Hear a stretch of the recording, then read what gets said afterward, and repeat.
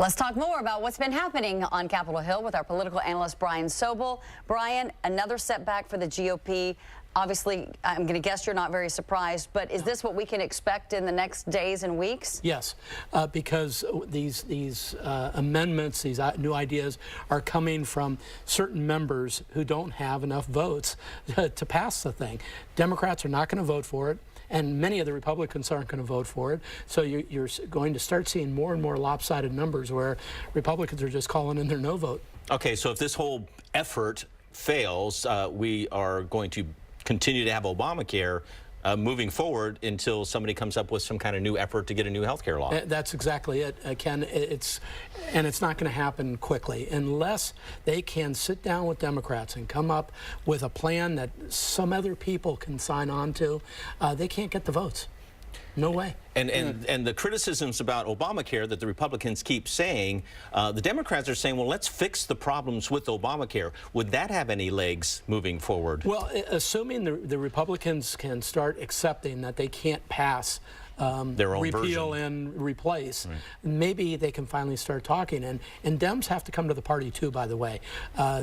There's a lot of wrestling going on in the Senate right now, and the Dems have to say and stick to it. Hey, we need some Republicans. Give us your best ideas. Let's make this thing an amalgam that works. Let's talk a little bit now about Attorney General Jeff Sessions. At what point does this become simply too much? Again, President Trump demeaning him on Twitter. And how do you think this is sort of being handled, if you will, within the Justice Department itself? Well, it has to be demoralizing to Justice Department members.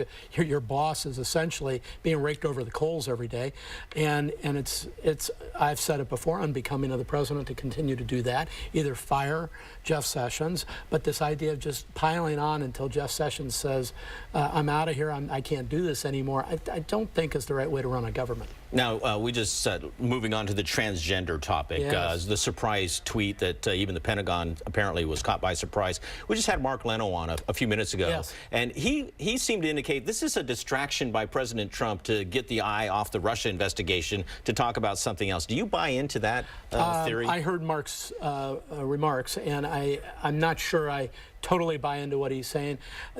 This president has the ability to be in 1,000 places at one time, and that's maybe the thing that concerns me more than anything else.